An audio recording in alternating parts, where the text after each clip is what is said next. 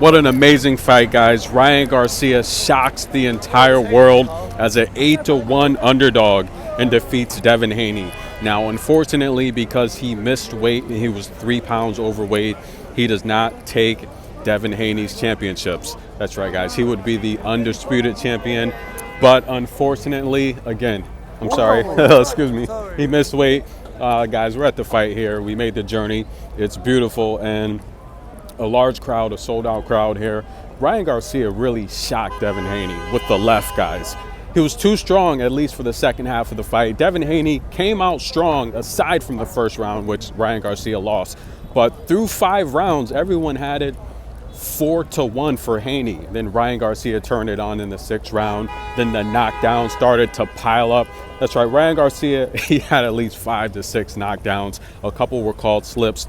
Devin Haney, it seemed like he took Ryan Garcia too lightly. Now, they fought several times in the amateurs, and I went and watched those fights, and I noticed that Devin Haney would hold Ryan Garcia up a lot. It seemed to me, watching those amateur fights, that Ryan Garcia was faster and that Devin Haney was definitely trying to avoid the left of Ryan Garcia.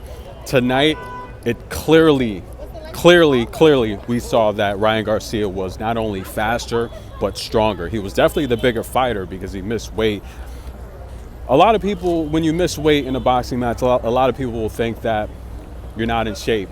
That was my first thought, that Ryan Garcia was not in shape, but it certainly showed tonight he was in shape. I felt he was gassing and getting tired for at least the first 4 to 6 rounds, but it showed that he was kind of playing possum, right? And Devin Haney, who is, in my opinion, he's one of the best boxers out there. I probably have him before this fight. I had him pound for pound, at least 1, 2, or 3. You know, Shakur Stevenson's in there, and Devin Haney would be in there, along with, Lomachenko. Lomachenko is still one of the best fighters out there from the hard-hitting Ukraine. But listen, guys, Ryan Garcia, amazing fight tonight, guys. He wins by split decision, majority decision. One of the judges at ringside had it a draw, and one of the actual judges for the fight had it a draw as well. I would have had it a draw if Haney would have won the 12th round. I don't think Haney won that 12th round. And listen, guys, I think Ryan Garcia deserved to win this fight anyhow. He does get the victory. It would have been tough to see him robbed here tonight for a fight that he dropped the champion 5 or 6 times. This was a great win for Ryan Garcia. I thought it was a risky fight, and I said to myself, why is Golden Boy giving Ryan Garcia this fight, after losing to Tank Davis, not too long ago? I just felt that this was the type of fight that Ryan Garcia needed to stay away from. Haney has looked good the last couple of years, but listen, guys, again, they fought so many times in the amateurs. Ryan Garcia saw something, and he felt comfortable. I personally thought Ryan Garcia was an emotional wreck. I thought he could have been on drugs. Now, you heard him tonight in the post-match interview. He said he needed a drink. If you ask Devin Haney, he probably needed something else, if you know what I mean. But nonetheless, Ryan Garcia, very entertaining in the interview. He's a likable guy. I like him. He's got a huge following. He loves God. He loves the church. He stands up for a lot of things. He speaks up on a lot of issues. I really, really like Ryan Garcia. And the reality here is Devin Haney took him too lightly. He really did. He took Ryan Garcia too lightly. And excuse me, guys, listen, an 8-1 underdog, that doesn't make sense. If you took Elena Rybakina and Ryan Garcia to win both of these matches, you'd be a very, very happy man this week. But nonetheless, we took Rybakina. This match, I took the over. The over cashed in. That was an underdog price.